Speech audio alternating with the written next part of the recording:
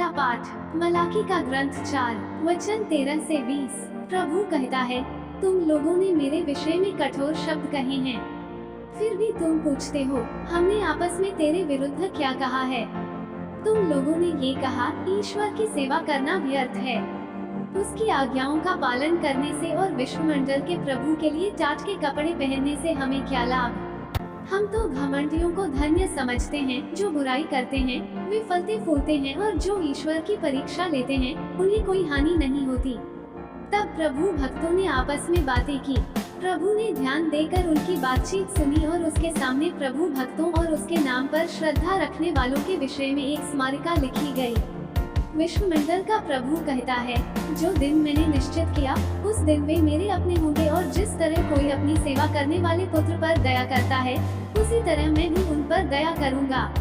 तब तुम लोग धर्मी और बेधर्मी, ईश्वर की सेवा करने और उसकी सेवा नहीं करने वाले दोनों का भेद पहचानने लगोगे, क्योंकि वह दिन आ रहा है, वह धधकती भट्टी के सदृश है।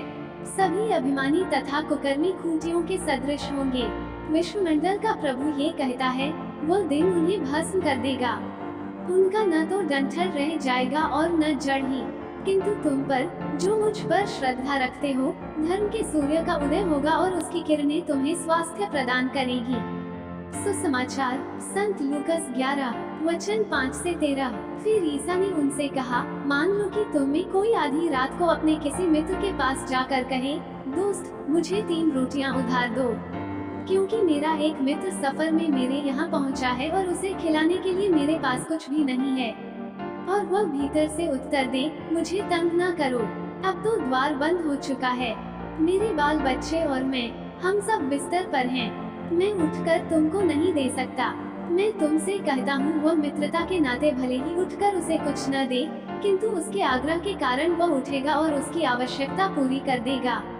मैं तुमसे कहता हूँ, मांगो और तुम्हें दिया जाएगा, ढूंढो और तुम्हें मिल जाएगा, खटखटाओ और तुम्हारे लिए खोला जाएगा। क्योंकि जो मांगता है उसे दिया जाता है, जो ढूंढता है उसे मिल जाता है, और जो खटखटाता है उसके लिए खोला जाता है। यदि तुम्हारा पुत्र तुमसे रोटी मांगे तो तुम में ऐसा कौन है जो उसे पत्थर देगा, अथवा मछली मांगे तो मछली के बदले उसे सांप देगा, अथवा अंडा मांगे तो उसे बिच्छू देगा। बुरी होने पर भी यदि तुम लोग अपने बच्चों को सहज ही अच्छी चीजें देते हो तो तुम्हारा स्वर्गिक पिता मांगने वालों को पवित्र आत्मा क्यों नहीं देगा। मनन चिंतन। आज प्रभु हमें मनुष्यों के उदाहरण प्रस्तुत कर प्रार्थना में अटलता की शिक्षा देते हैं। वे हमें विश्वास दिलाते हैं कि वे मांगने पर हमें दे देते हैं, खटखटाने पर हमारे लिए खोल देते हैं और ढूंढने पर हमें पाने देते हैं। लेकिन ये भी सच है कि कभी कभी हमें बार बार और लगातार मांगना, खटखटाना तथा ढूंढना पड़ता है। स्वर्ग चले जाने से पहले प्रभु यीशु ने अपने शिष्यों से कहा, देखो मेरे पिता ने जिस वरदान की प्रतिज्ञा की है उसे मैं तुम्हारे पास भेजूंगा, इसलिए तुम लोग शहर में तब तक बने रहो जब तक ऊपर की शक्ति से संपन्न न हो जाओ। उन्होंने शिष्यों के लिए पवित्र आत्मा की प्रतीक्षा करते हुए प्रार्थना करने हेतु कोई समय सीमा निर्धारित नहीं की थी। उन्हें पवित्र आत्मा के आगमन तक इंतजार करने को कहा गया। पवित्र ग्रंथ में हम पढ़ते हैं कि यूदित बेतुलिया वासियों के नेताओं को डांटती है क्योंकि उन्होंने प्रभु ईश्वर को उनकी समस्याओं के समाधान करने के लिए 5 दिन का समय निर्धारित किया था।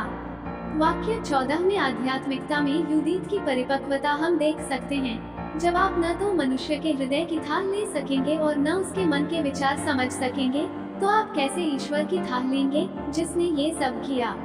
आप कैसे उसके विचार जानेंगे और उसका उद्देश्य समझेंगे। प्रभु अपने समय पर अपनी प्रज्ञा के अनुसार हमारी प्रार्थनाओं का उत्तर देते हैं। इसके साथ साथ प्रभु हमें ये भी बताते हैं कि वे हमें अच्छी चीजें ही देते हैं।